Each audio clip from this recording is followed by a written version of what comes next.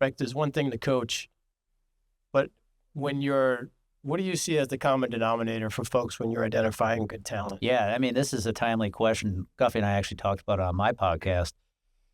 We just had an advisor, Jason Wynn, Broker of the Year in the industry, benefits, and it made me sit down and just lay out our top clients. And I just started describing the psychographics. Who are these people between the ears? And it came off the heels. I'll share this because this is really part of the story. We have a guy like Chris who won Broker of the Year, and then we have over here some people we probably shouldn't do business with, and we're freaking out because their credit card got declined.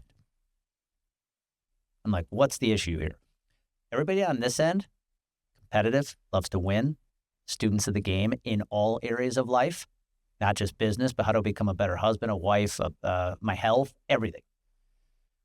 Lifelong learners, they're constantly trying to get better. When people tell them, hey, take the foot off the gas, they're like, no, I know I'm capable of more. The guy I just mentioned, we had a producer reach out recently who has a $7 million book. He could absolutely take his foot off the gas. He's like, but I want to get it to 20. That's what I'm looking for. People who have that, what can I do to constantly get better? On this end, when I look at people we should not have done business, or with people I will look at them in the face on my Zoom chats and go, do not hire us. If I hear excuses, if I'm hearing what kind of guarantees do you give me, and I can sense they're hoping somebody else invests for them, not them, I know they're not going to be a good fit. So right there, you want to break down of who's coachable. That's a pretty fine line between who's coachable and who's just looking for a quick win. And how long does it take for you to figure that out? One Zoom chat, honestly. I can tell, and I ask some pretty, what I call the trigger questions, where I can tell based on how they answer the question, I'm like, yeah, I don't think this is going to be a fit for you. In fact, after I did that exercise, that week I had 3 prospects I talked to that I told them, do not invest in this. Because I could tell the way they were responding and just their mentality, they wouldn't be a good fit for us.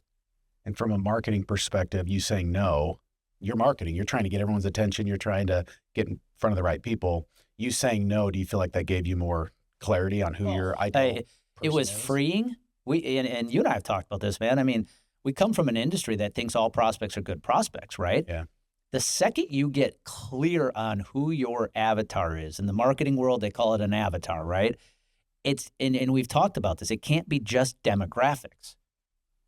Just because you have a niche in real estate and construction does not mean everybody in that industry or those industries is a good fit. It's who are the people between the ears? How do they make decisions?